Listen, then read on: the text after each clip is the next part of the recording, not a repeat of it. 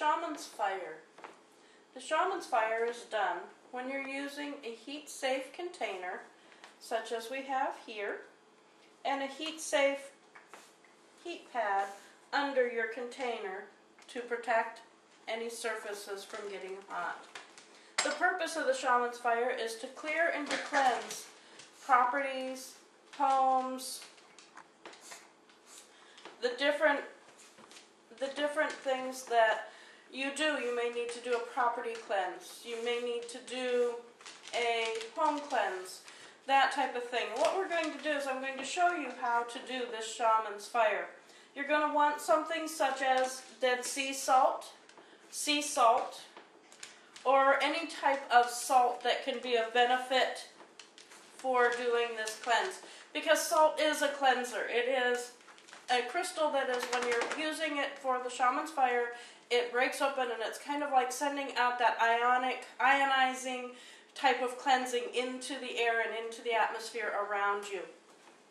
One of the other things that you would want maybe to use would be some black salt, which is excellent for taking out things where there's like hexes or somebody who's maybe not had the best intentions towards you. This salt really helps focus towards that. Another thing you could put in there is frankincense resin. The resin is excellent for helping to do the purification and the cleansing. Frankincense and myrrh both are excellent resins, and they're much like a tabernacle or like a temple type of cleanse, type of product that you would want to use. One of the other things is you want to have on hand to do this, rubbing alcohol. 91% proof is the best. It burns the hottest and the quickest. Then what you want to do is you want to have all of your containers set up, and you want to have a fire stick that has a long handle, because you don't want to be putting your hand into the pot when you ignite it. You want to be able to use a fire stick that's going to put that flame into the pot. We're going to start with putting in some of the sea salt. Some of the sea salt would be like this, just a little bit, doesn't require a whole bunch. We're just going to drop that down into our pot. Then we're going to use a little bit of the black salt. We're going to put that into our little pot here. We're going to use some dragon's blood, which is a resin as well. This comes in little chunklet form, so what we like to do is we like to kind of smush it up so that it becomes a little bit more powdery.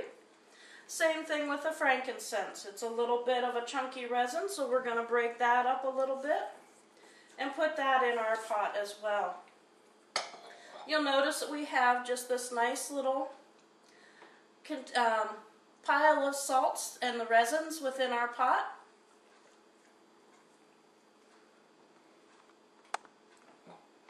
And now what we're going to do is we're going to take the rubbing alcohol. We're going to put in just enough of the alcohol to cover and make our salts moist. We don't need to put a whole lot, just a little bit. And the purpose of this is because then it will ignite and it will do the Shaman's cleanse fire. And here, I'll hold this once again so that you can see how we've just covered it. We don't have a puddle, we don't have a whole lot in there, we have just enough to cover it.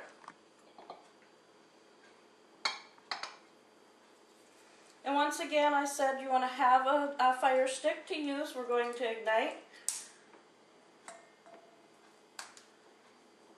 our alcohol. And as you can see, it's just going to burn within the container. If you use more of the alcohol, the flames will get higher, so you want to be a little bit careful. The beauty of using a Shaman's fire to do property cleanses and cleanses on lands and that type of thing is it does not put out a smoke.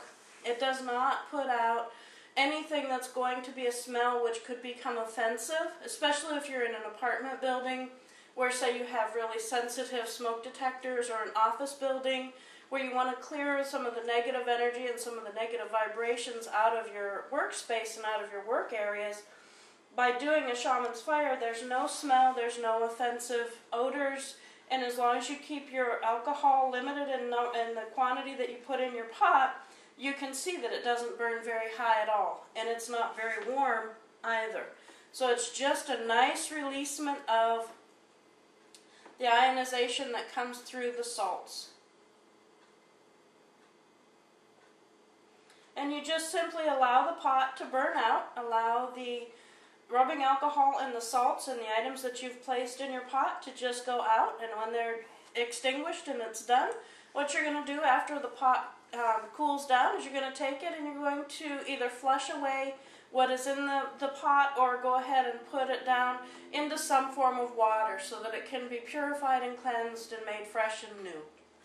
Thank you. This has been the Shaman's Fire. You can find out more about us at www.whitewolfenterprise.com.